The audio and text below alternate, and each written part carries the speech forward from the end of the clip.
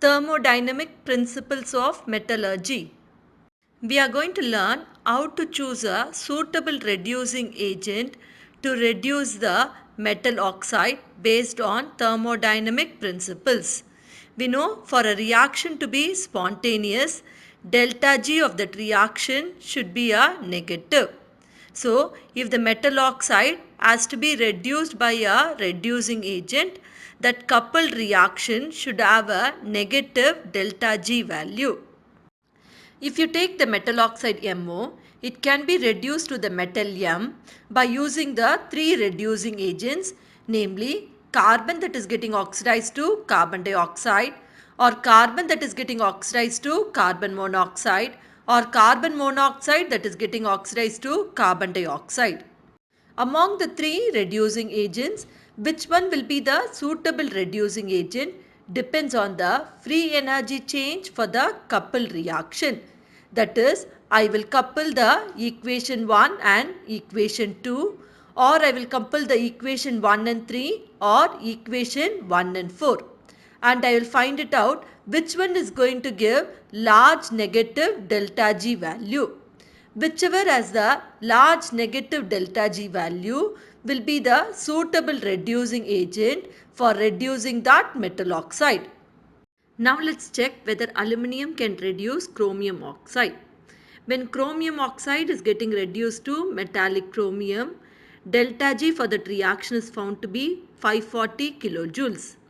And when aluminium is getting oxidized to aluminium oxide, delta G for the formation of aluminium oxide is found to be minus 827 kilojoule. When you are going to couple these two reactions, we will sum up the delta G of both the reaction.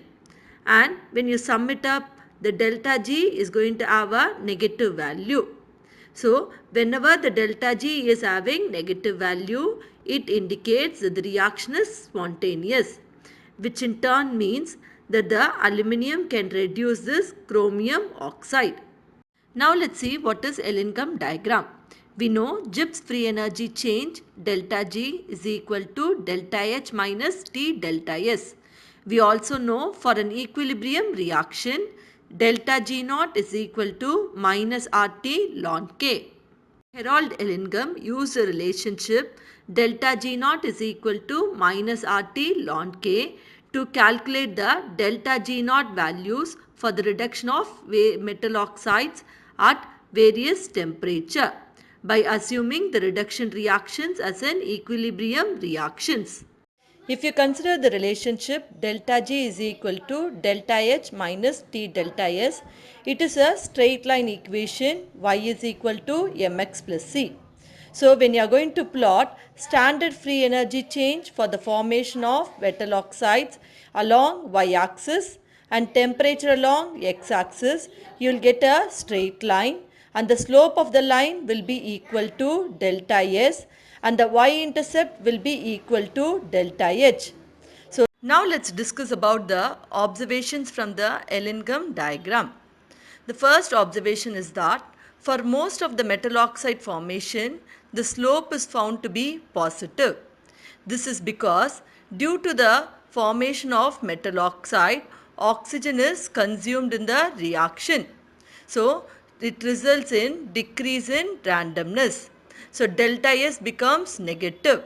So, the second term of the equation delta G is equal to delta H minus T delta S, that second term will become positive.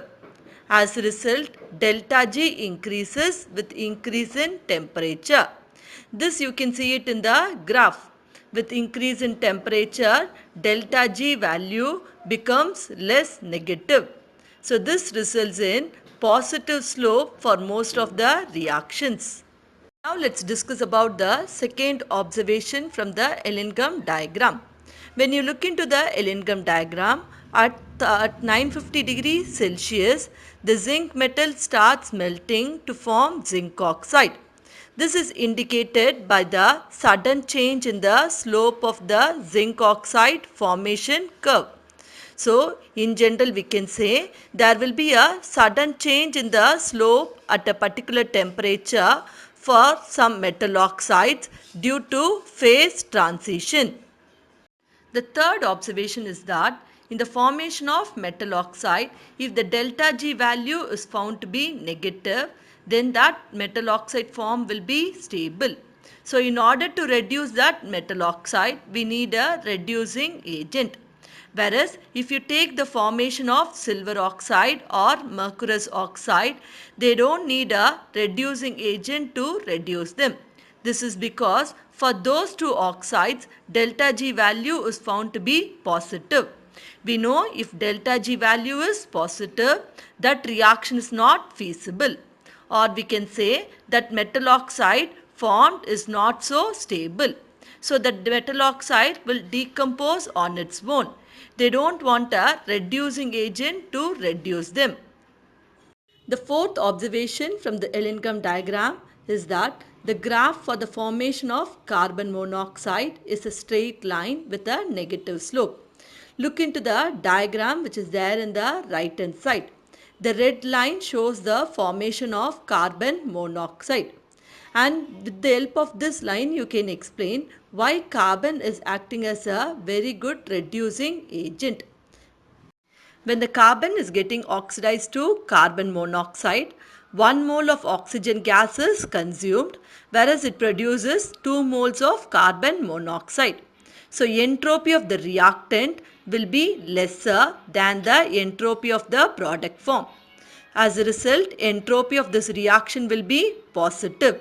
Delta S of this reaction will have a positive value. So the second term minus T delta S of the equation delta G is equal to delta H minus T delta S will have a positive value. So delta G will have a more negative value with increase in temperature. So only in the graph for the formation of carbon monoxide, we are getting a straight line with a negative slope.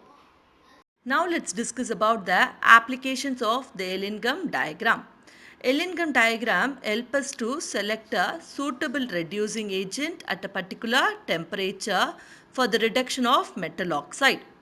First, we need to understand a metal oxide will get reduced by a reducing agent only if the metal oxide is found to be less stable than the elemental oxide that is formed at that particular temperature. In case if the metal oxide formed is found to be more stable than the elemental oxide that is formed, then the oxygen from the metal will not combine with the element that is used for reduction. Then the reduction reaction cannot be carried out. So, a metal oxide can be reduced only by the element if the element is going to form the oxide that is more stable than the metal oxide. So, from the Ellingham diagram, we can know the relative stability of different metal oxides at a given temperature. First application of Ellingham diagram is that when you consider the formation of silver oxide, it is having positive delta G value above 600 Kelvin. And when you consider the formation of mercuric oxide, it has positive delta G value above 700 Kelvin, which indicates these oxides are unstable above this particular temperature. So these oxides will decompose on its own and they don't want a reducing agent to reduce them the particular metal. As we discussed, we know the metal oxide can be reduced by the element only if the element is going to form more stable oxide than the metal oxide. For example, aluminum can reduce the chromium oxide only if the aluminum oxide formed is going to be more stable than the chromium oxide. From the Ellingham diagram, we are coming to know that the aluminum oxide formed is having more negative delta G value than the chromium oxide, which indicates this aluminum oxide is more stable than the chromium oxide. So, the aluminum can be used as a reducing agent to reduce chromium oxide. The next application of the Ellingham diagram is that if you take carbon, it can act as a better reducing agent at higher temperature. This is because the formation of the carbon oxide or carbon dioxide is more stable than the other metal oxides. Now let's discuss about limitations of Ellingham's diagram.